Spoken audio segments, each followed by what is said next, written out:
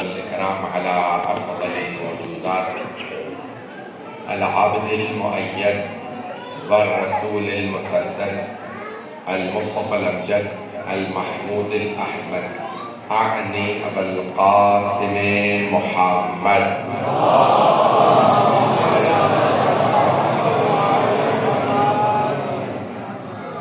وعلى روحه ونفسه وساهره ومسيحه سيد الأتقياء والأصفياء مولى المبادئ إمام المتقين علي بن أبي طالب روحي وأرواح العالمين لتراب مقدمه الفداء واللعنة الدائمة على أعدائهم أجمعين من الآن إلى قيام يوم الدين. أما بعد فقد قالت فاطمة الزهراء سلام الله عليها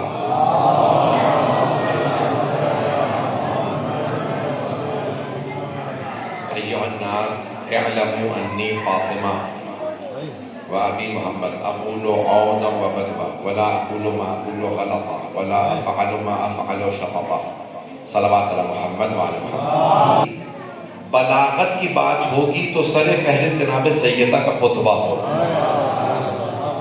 حضرت گرامی جب انسان بولنے لگتا ہے تو اسے سوچنا پڑتا ہے، سکون چاہیے ہوتا ہے.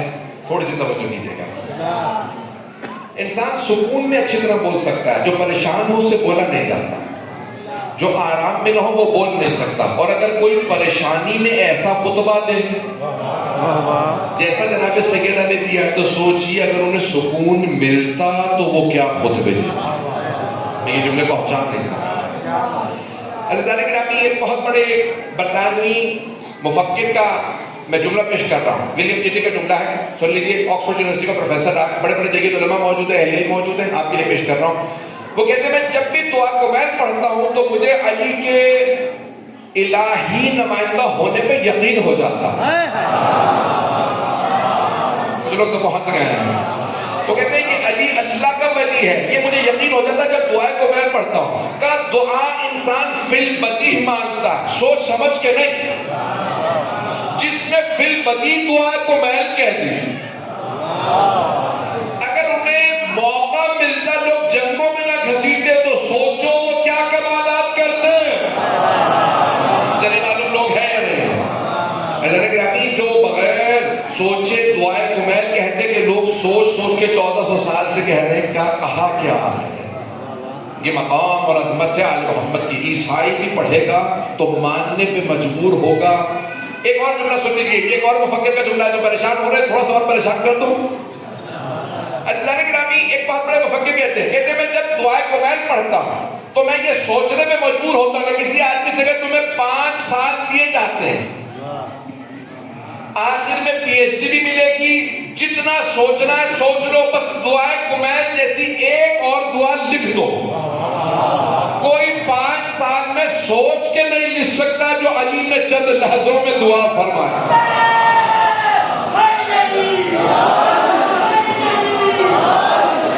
توجہ فرما رہے ہیں.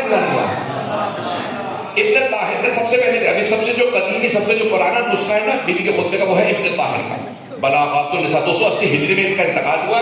اس سے پہلے اس نے اپنی بلاغات النساء میں کہ خواتین کی فصاحت و بلاغت جناب سیدہ کے خطبے کو لکھا.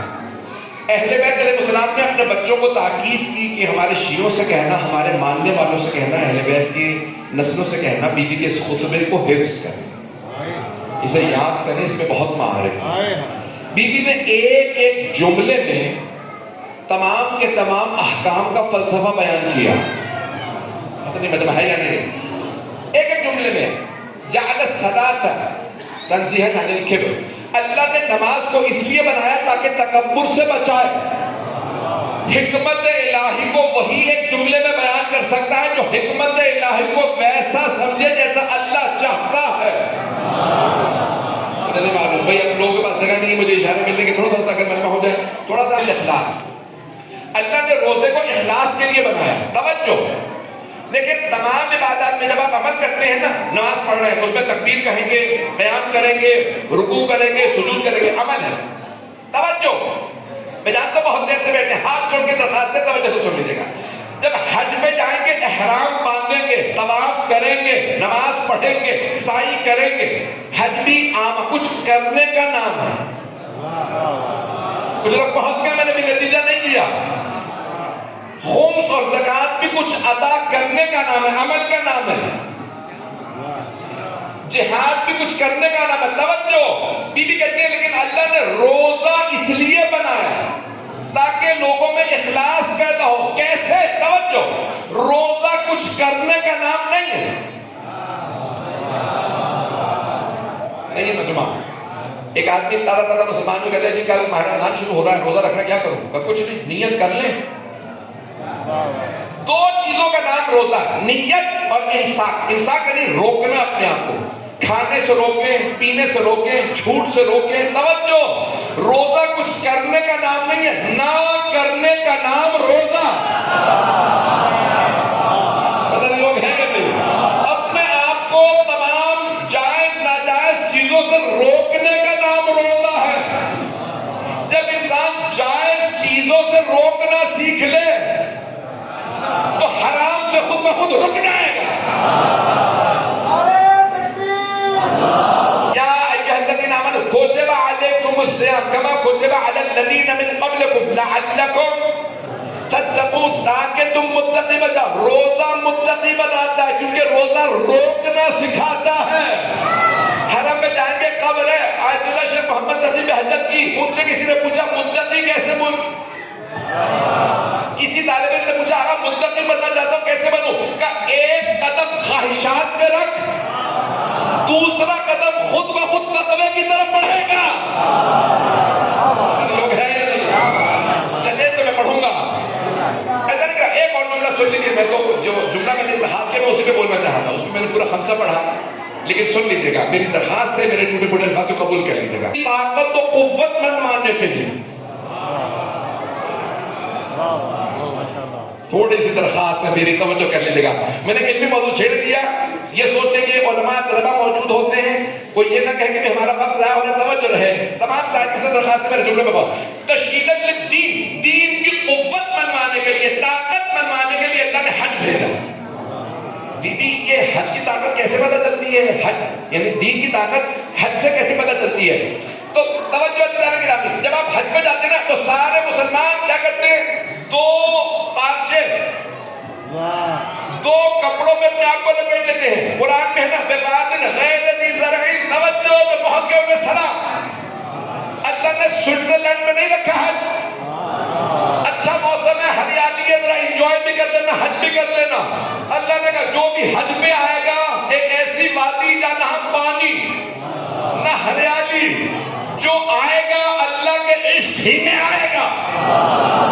دو کپڑوں میں، دیکھنے والے کہیں گے یہ پاگل ہو گئے، کیا کر رہے ہیں، یہ کیوں طواف کرے چلے جا رہے ہیں؟ توجہ، جب آپ شمع جلاتے ہیں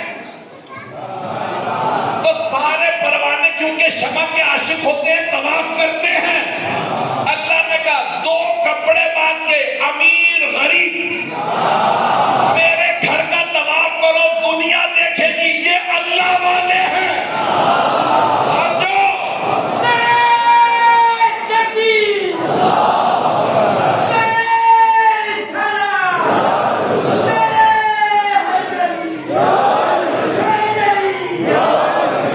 مجمع کی توجہ ہے میرے ساتھ؟ بی بی کہتی ہیں دین کی قوت بنوانے کے لیے اللہ نے حج بھیجا، دین کی قوت۔ اب 20 لاکھ حاجی تھے، 2 ملین، 20 لاکھ کتنے؟ توجہ، میں بلوا اس لے رہا ہوں تاکہ اگر آپ کا کوئی موڈ آف ہے تو صحیح ہو جائے۔ 20 لاکھ حاجی حج پہ تھے، ریکارڈ جب تک مجمع رہا ہے 27 لاکھ حاجی۔ کتنے؟ 27 لاکھ حاجیوں سے زیادہ کبھی مجمع نہیں ہوا۔ مجمع کی توجہ رہے میرے ساتھ، 27 لاکھ حاجی گئے ہیں حج پہ۔ کیوں؟ حج یاد ہے ابراہیم و اسماعیل و ہاجرہ علیہ السلام کی۔ اللہ کا وعدہ یہ ہے جتنی بڑی قربانی اتنی بڑی جزا۔ حج میں حضرت ابراہیم نے بیٹے کے گلے پہ چھری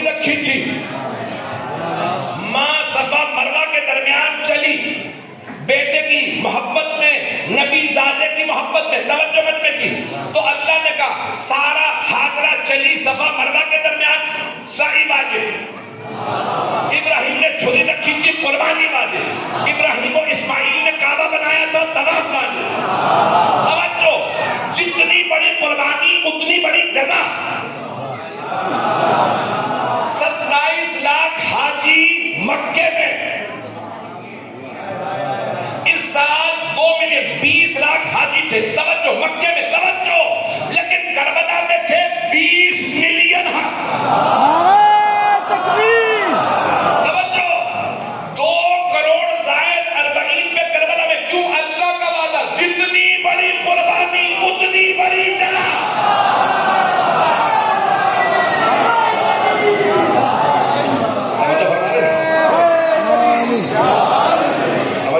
تشیع کی طاقت بنوانے کے لیے ہمیں امام نے 40 کی زیارت عطا کی۔